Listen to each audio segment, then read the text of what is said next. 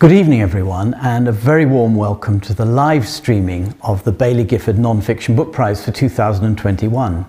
In a few minutes we'll be going actually live to the Science Museum where the whole event and presentation is taking place, and our thanks to the Blavatnik Family Foundation who are sponsoring the evening. Now you'll hear more about the books from the chair of the judges, and of course eventually you'll find out the winning book which will win a £50,000 prize. Before that, I'd like to introduce Mark Urquhart, the partner from our very generous sponsors, Baillie Gifford. Good evening, everyone. I'm delighted to welcome both the live audience here at the Science Museum and the online audience watching from many different locations across the UK and beyond. It's lovely to be here in person, but one of the positive changes wrought by the pandemic has been the emergence of hybrid events. Tonight, we're delighted to share the excitement of the announcement of this evening's prize with those who can't be here in person. My name is Mark Urquhart. I'm one of the partners at Baillie Gifford, with one of my jobs being chairing our sponsorship committee. I'm often asked why we are so keen to support book festivals and prizes such as tonight's. The answer to me can be summed up in one word: curiosity. In our job, we seek to be curious about the world, and there is no better place to start than the rich and varied world of non-fiction writing. My wife and I have completely different bedside tables when it comes to reading matter. She devours all the latest novels and is a huge reader and writer of poetry. Mine is weighed down with far too many non-fiction books. I remember having a conversation with her during one of the lockdowns that the unfolding of the coronavirus had confirmed my belief in the old adage that the truth can often be stranger than fiction. For me, non-fiction was a life raft through those dark days. I took advantage of lockdown to read more than usual, caught up on several past prize winners during the time we have sponsored it. I was transported from the ravages and human tragedies of Chernobyl to the East End of London and the rehabilitationist people of the 5 women murdered by Jack the Ripper. From the harrowing yet uplifting locales of East West Street in New York City during the early years of the AIDS pandemic to the crazy ride which was the Beatles. I've been transported to worlds far from my own which have been thought-provoking, moving, and continuously fueled my curiosity. Whoever wins tonight's prize will take us, along with the other finalists, to similarly inspiring places, and I'm delighted we can continue our association with such a fine group of writers. Before I hand over to the prize team for the main event, just a few thank yous from the Baillie Gifford end. Firstly, to Peter and the board of directors of this magnificent prize, who, aided by Toby Mundy, have kept the ship firmly on course during the turbulent waters of the last 2 years. They have been hugely aided and abetted by Dottie, Truda and the team at 4 Communications, so our thanks to them also. Finally, we would like to thank Andrew Holgate and his fellow judges. It is a huge undertaking to become a judge for a prize like this in terms of the sheer commitment to reading, no matter how high the quality. We are hugely indebted to them for their efforts and look forward to hearing the results of their deliberations. Thanks very much, Mark, and thank you once again to Baillie Gifford. Now we are actually going to join the guests live at the Science Museum for the shortlist presentations. So our chair, Andrew Holgate, is going to introduce his fellow judges. They're going to talk us through each of the 6 shortlisted books, and we're going to hear really about how they've gone about this act of curation to find us the best of the best for 2021.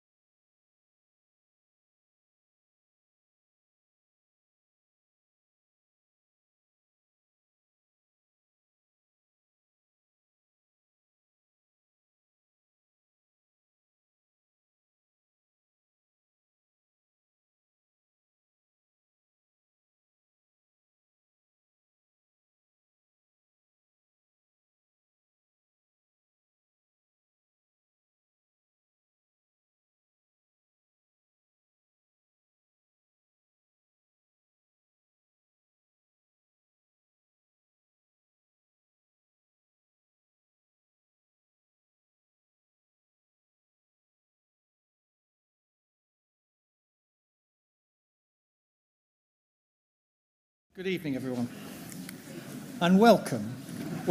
It is so nice to have you all here. So good to be doing this live with an audience in the way that book prizes are meant to be done. So welcome, everyone.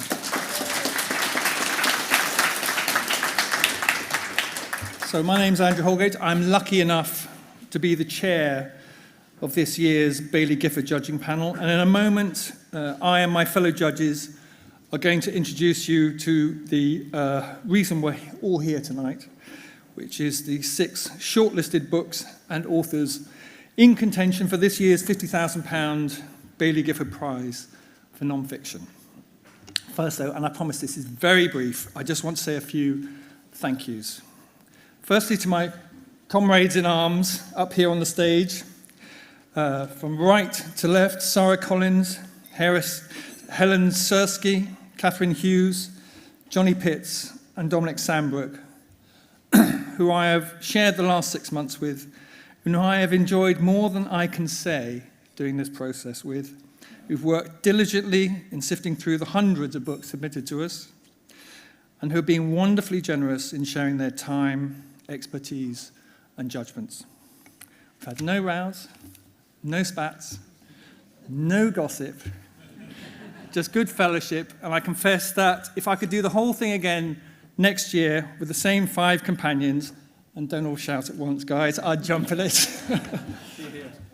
A word too about this prize, which I think is something to really, really cherish and deserves its place along with the Booker as one of the 2 key prize pillars in the book year. Its remit is huge.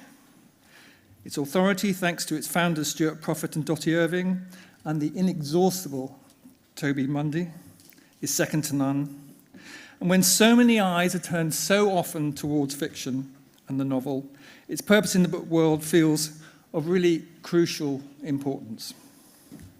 And for the continued health of that prize, I really must add my thanks to Baillie Gifford, who seem to me to be the very best sort of sponsors, supporting long-term not just this award, but a whole series of literary festivals around the country, and are to be saluted for that.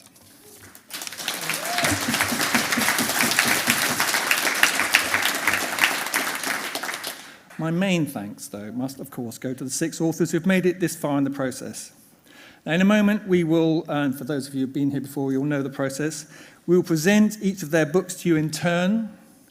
After that, we will, at the end of each presentation, we will ask the author to come up on stage to accept their shortlist check. But before we do that, I just want to emphasize how excellent each of these 6 books is. Whatever happens in the next few minutes, and the prize process is the most exquisite torture for authors, it really is. Each of them deserves to be celebrated. They're very different.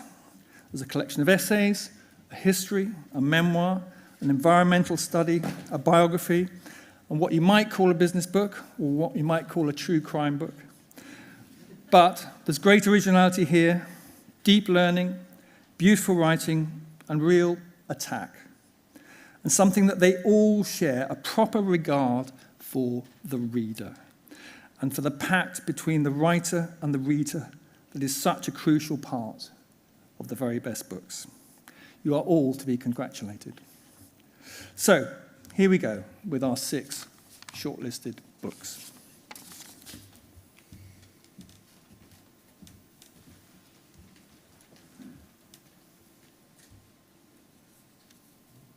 I hope.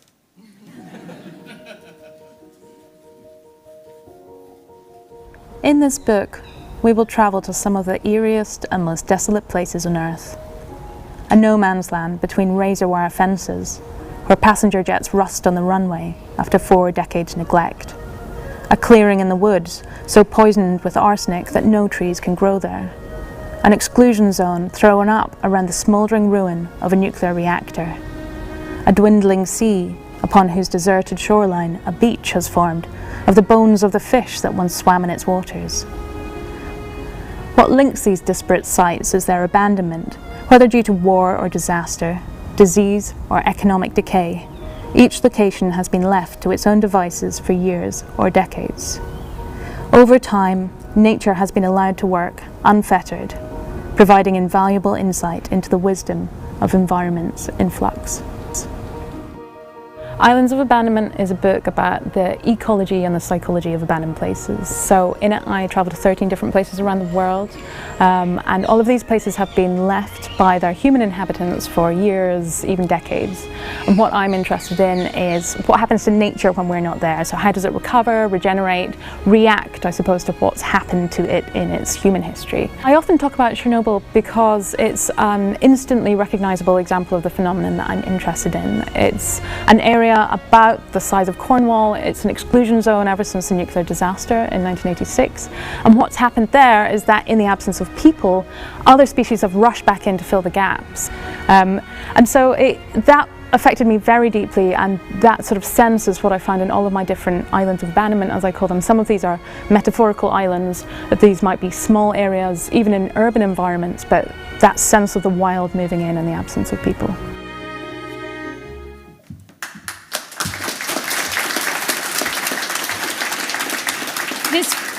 This book is such a pleasure to read. It is beautifully written, but it's the message that those words carry that really strikes you. And at the core of it is this question about what happens, what does nature do in a place which humans have destroyed and then walked away from? And it really confronts you with the raw mess that humans so often, that our civilization so often has left behind us, and with the beauty and persistence of nature in crawling into these horrific spaces.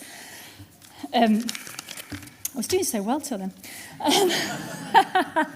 But more than anything else, it confronts us with the need for humility when faced with our own bad behaviour, because maybe sometimes the most constructive thing that we humans can do is to just take ourselves away from a situation and let nature get on with building whatever comes next. So this is a book that will fill you with both hope and horror, but it will leave all of us much better equipped to face the future. And I'd like to invite Cal to the stage to receive her envelope.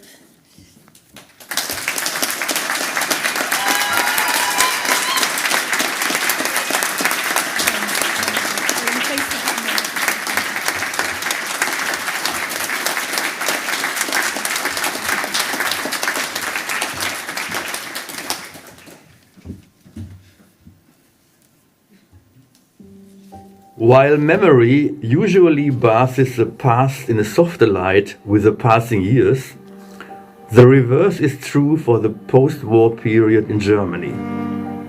In hindsight, it became increasingly dark. One reason for that lies in the widespread need among Germans who had not been persecuted by the Nazi regime to see themselves, nevertheless, as victims. Many people clearly felt that the grimmer the accounts of the generally terrible starving winters of 46 and 47, the more their guilt was diminished. But if we listen carefully, we can also hear laughter. A spontaneous carnival procession passed through a terribly depopulated Cologne as early as 1946. The journalist Margaret Bovary remembered the feeling of life being enormously enhanced by the approaching nearness of death. My book deals on the years after the war. Germany was completely destroyed. I was very curious. Many people had lost all their families, their friends.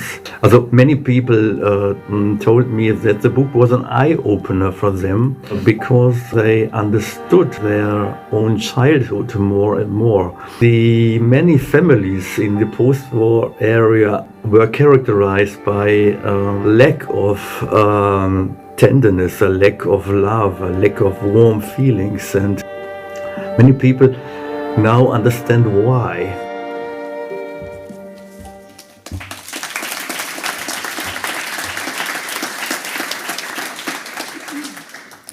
We all know what happened to Germany before 1945, and some of us thought we knew what happened next. But Harald Jähner's Aftermath is that rare thing, a history book that turns what you knew completely on its head. It's based on extraordinarily detailed research, told through the stories of countless ordinary people, brilliantly translated by Shaun Whiteside, and it's the story of how Germany rebuilt from the ruins of Nazism, a book about rubble and about rations. But it's more than that, much more. It's also a book about trauma and self-deception, about guilt and about victimhood. It's a book about what people didn't do and about what they didn't talk about, as well as what they did.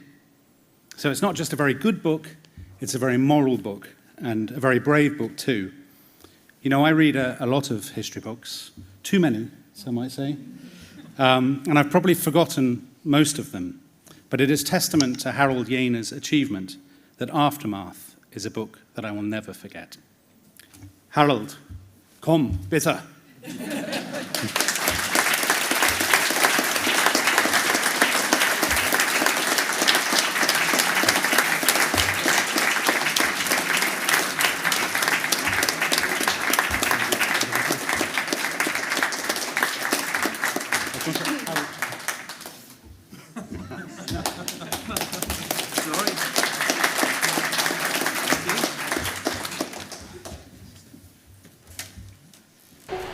David had talked about his desire to humanize his family. But one problem for the Sacklers was that, unlike a lot of human beings, they didn't seem to learn from what they saw transpiring in the world around them. They could produce a rehearsed simulacrum of human empathy, but they seemed incapable of comprehending their own role in the story and impervious to any genuine moral epiphany. They resented being cast as the villains in a drama, but it was their own stunted, stubborn blindness that made them so well suited to the role. They couldn't change. One member of the panel was Jim Cooper, a veteran congressman from Tennessee, a state that had been ravaged by OxyContin. He had a courtly demeanor and spoke slowly, selecting his words with a careful, professorial cadence. He said, "Watching you testify makes my blood boil. I'm not sure that I'm aware of any family in America that's more evil than yours." So on the one hand, this is a biography of a family, of 3 generations of the family. On the other hand, I had no access. None of the family members agreed to give me interviews. In fact, the Sacklers have been threatening to sue me since before I started writing the book. So I had to be creative. I had access to tens of thousands of pages of internal documents that have come out through court proceedings and depositions and memos and emails, WhatsApp logs, the records of investigations, and then hundreds of sources. I interviewed more than 200 people for the book, people who had worked at Purdue Pharma or known the Sacklers or worked for the family. And so in that way, what I wanted to do was cull all of this material and tell a story that hopefully is quite an intimate story that would read as much like a novel as it would a nonfiction book, in which you felt that you really came to understand these people, even though in fact I had no direct access to them.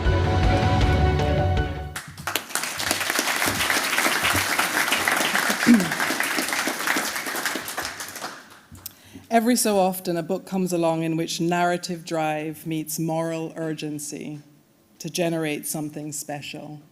Empire of Pain is such a book. Patrick Radden Keefe's wide-ranging investigation into the responsibility of the Sackler family for driving the awful tide of opioid abuse so they could make a fortune selling OxyContin is at once a breathtakingly meticulous piece of journalism and at the same time more compelling, more character-driven, and more capacious than any novel I have read this year. It anatomizes 3 generations of New York socialites who conducted themselves like a modern-day drug cartel while sipping champagne at the Met in wings named after them. And it does so in such fine forensic fashion, it led one of my fellow judges to remark that it turned journalism into high art. Every one of us reported having been enthralled to Radden Keefe's exceptional storytelling.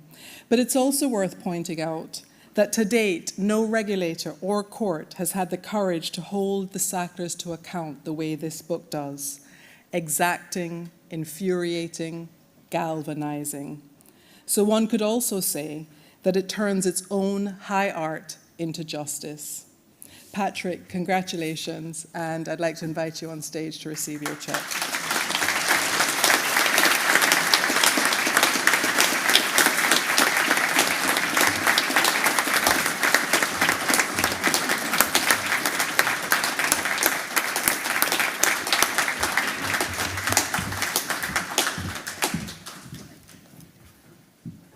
In the streets of Accra, the men are hawking their goods, carvings and cheap touristy paintings and bags and shirts and shoes, all with Kente designs. They call to me. They call me brother, but with extravagantly affected black American accents, as if they are in Harlem or the Bronx. Yo, my brother, what's up? Come here and look. I walk by, but cannot avoid the man who, free from the confines of a stall, approaches me, one hand dripping with leather necklaces, the other covered with t-shirts. Yo, my bro, he says to me, why don't you buy some of my authentic African shit, man? I observe him for a while, stone-faced, the silence just long enough to make the veneer crack a little. But why do you speak to me in an American accent, I ask. Now the mask slips completely. I am sorry, my brother, he says.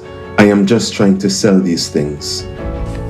For me, the writing nonfiction is weirdly a little bit like writing poetry and like writing fiction. It's the one genre that I don't have to decide. So in the space of nonfiction, you can be lyrical for these moments and you can sit back and tell a story.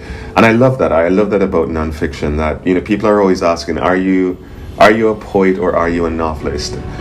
And in the space of nonfiction, I can bring those two things together.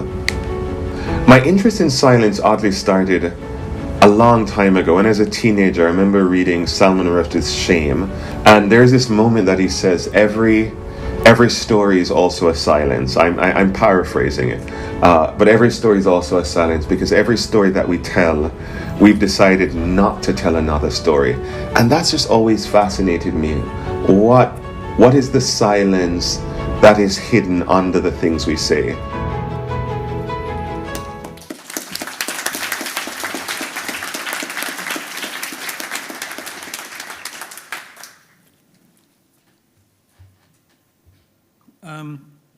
Quite early in the judging process, a friend said to me that a book of essays would have to be really remarkable to do well in this prize, would actually have to be an exceptional piece of work. And, well, Things That I Have Withheld by Kai Miller is an exceptional piece of work. A collection of essays written by a poet who's mixed fiction, non-fiction, travelogue, confessional, into a bold, wonderfully unconventional collection. I'm trying to avoid the word genre-defying, but there you go. About our bodies, about sex, and about race, that looks at the silences and the thing we do not and dare not say around each of these topics, and bravely and forensically discusses some of these unspoken words and thoughts. Sometimes just using one phrase as his jumping-off point, Miller takes on, in ways that are anything but rigidly orthodox, some of the most contested subjects of our time. And the result is brave, beautifully written, wonderfully individual on both its approach and conclusions, and a collection that I found invigoratingly eye-opening. Now, Kai unfortunately can't be here tonight, but in his place, to accept his shortlist check on his behalf, I'd like to ask up onto the stage his editor at Canongate, Ella Wakatama.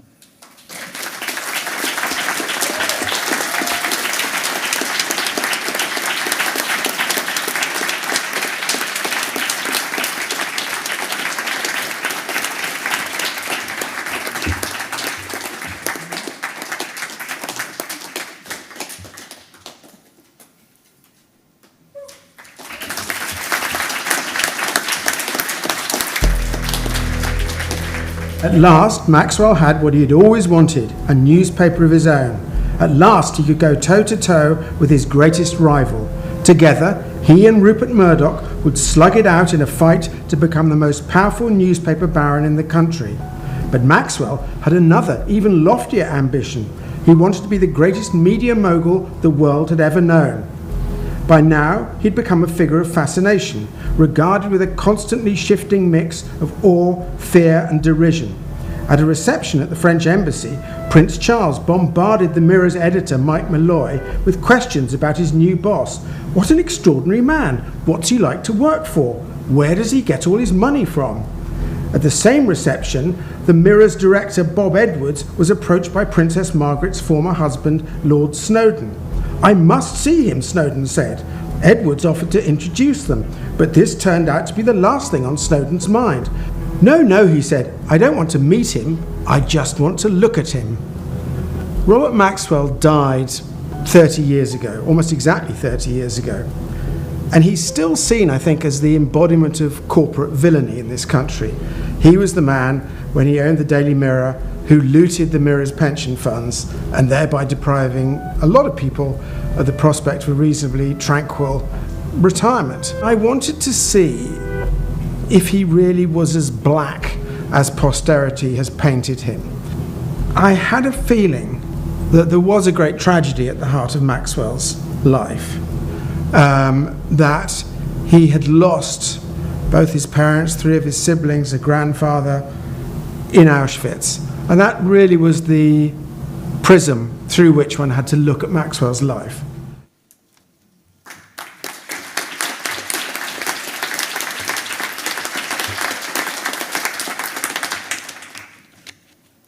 As judges, we didn't know that we needed, let alone particularly wanted, to read another biography of Robert Maxwell, until, that is, John Preston's Fall was put into our hands. Thanks to a series of brilliantly revelatory interviews with everybody from Rupert Murdoch, Maxwell's great rival as a media baron, right down to the personal chef who cooked gargantuan meals for Captain Bob. John Preston has fleshed out this larger-than-life character who 30 years ago fell, or did he push, or was he pushed, or did he jump? We don't know, into the Atlantic Ocean from the deck of his yacht, the Lady Ghislaine. Now, without minimising the culpability for a moment, Preston explores the early mysteries of Maxwell's life in wartime Europe, which perhaps begin to explain some of his later behaviour. And I'm thinking of that greedy overreaching for life, which cost so many other people. More than this, Preston makes us think about how on earth Robert Maxwell was able to hide in plain sight for quite so long. And I think I'd also like to add that I think it's the funniest book that I've read this year. So I'm going to ask John to come up to the stage and accept his shortlisted cheque.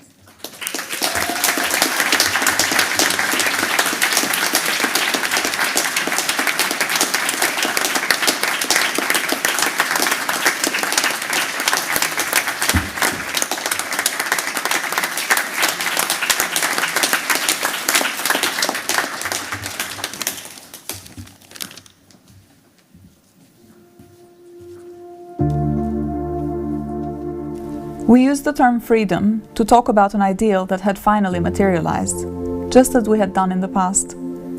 But things changed so much that it would be difficult to say later if it was the same we. For half a century, everyone had shared the same structure of cooperation and oppression. Relatives, neighbors, colleagues had both fought and supported one another.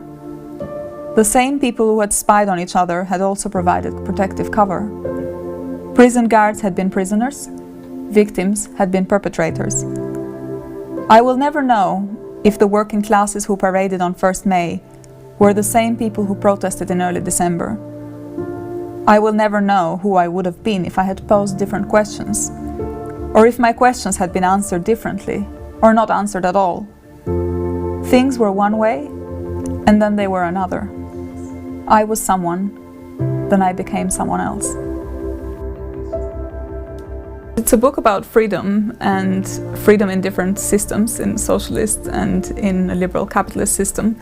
It follows the path of a young girl who is on the cusp of making the transition from childhood to adulthood, and also the journey of a country that is on the cusp of making the transition from socialism to liberal institutions. I started keeping a diary when I was 11 and things were changing in Albania, in part as a way of responding to the transition.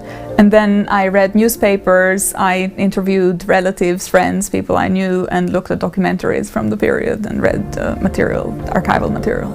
Many people tend to think of socialism as a theory of equality or of material relations, and I think socialism is best thought of as a theory of human freedom, of how human beings act in certain circumstances, how they're constrained by these circumstances, but also how they rise above them.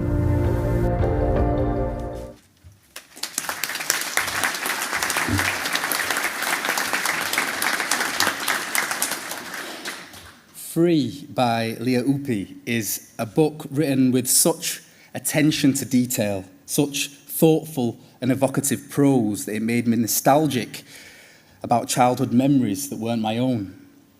Although perhaps Sheffield in the 1980s wasn't so different to Albania after all. But the book is not sentimental and reveals how quickly everything we take for granted can shift the ambivalence in our history, how fallible our conceptions of freedom are. It is at once a fascinating, funny, poignant, open-armed memoir about life in a country many of us know little about, but also a hauntological analysis of political structures and an exploration of what happens when the stories we tell each other about ourselves and our society crumble beneath our feet.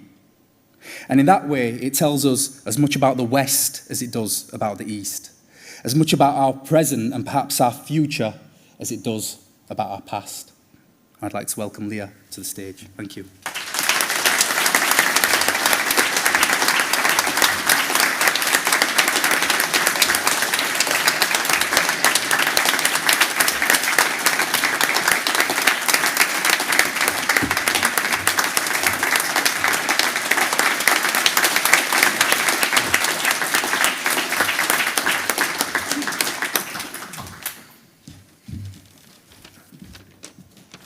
So there we have it, ladies and gentlemen, 6 fine books, all of which I would heartily recommend to all of you. But of course we had to choose one winner, just one. And after some discussion, we alighted very firmly and decisively on a book of enormous drive, of striking writing, of fierce moral concentration, exhaustive research, and above all, of the most repulsive narrative drive, a book that we think would make a worthy winner this year or any year. And that book is Empire of Pain by Patrick Radden.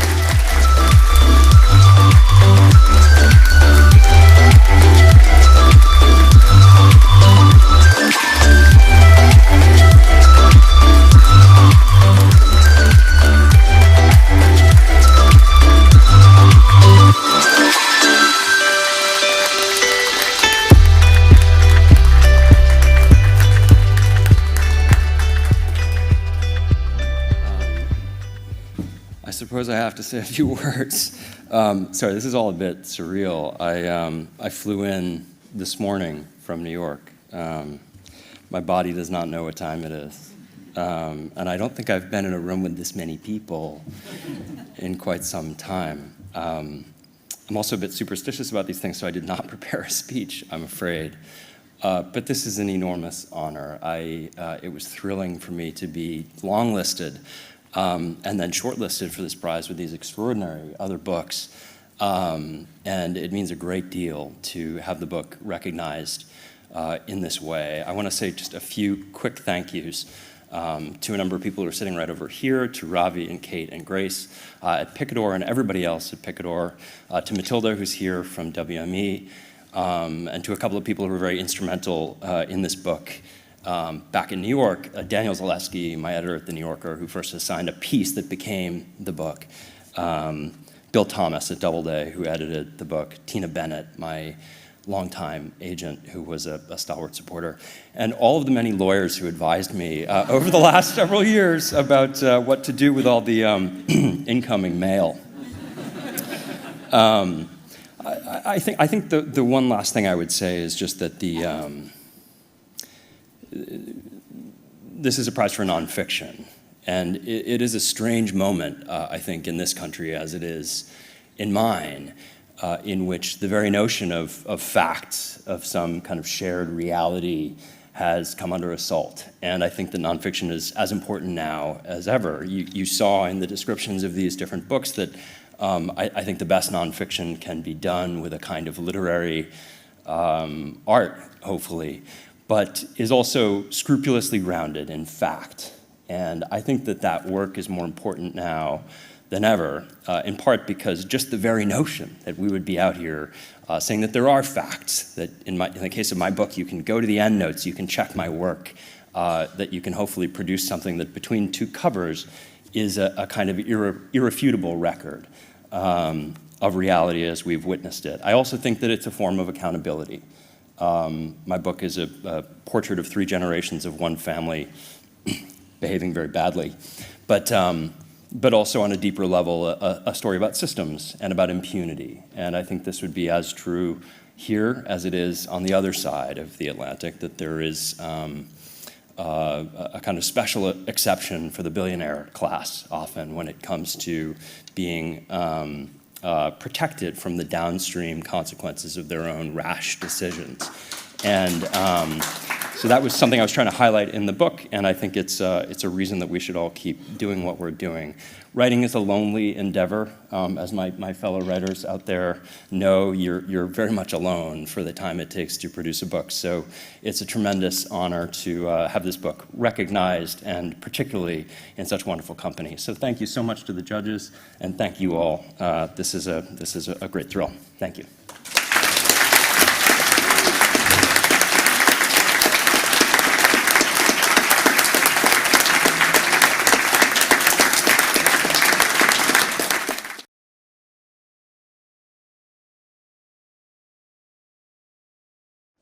Well, many, many congratulations to such a deserving winner. Now, to round off the evening, we've got a short video for you from the judges as to why they picked such a brilliant book. Thank you so much for joining us this evening. Next year, of course, we'll have another winning book for you, but until then, goodbye. The Baillie Gifford Prize celebrates the very best in non-fiction. This book deserves to have as wide a readership as possible. It's this extraordinary blend of really gripping storytelling. I mean, you just want to know what's happening next. Grabbed everybody right from the start, and it keeps building and building as it goes. It just had an electric intensity to it. The amount of research that must have gone into this book is kind of astonishing. I can't think of anybody who wouldn't find this book utterly gripping. And it's a book that you would want to press into the hands of everybody you know. It's journalism that's been elevated to art. I think that's the point. If you only read one book in the next year, please read this book. It's really important. I'm giving this book to everyone I know for Christmas. I think this is the standout non-fiction title of the year.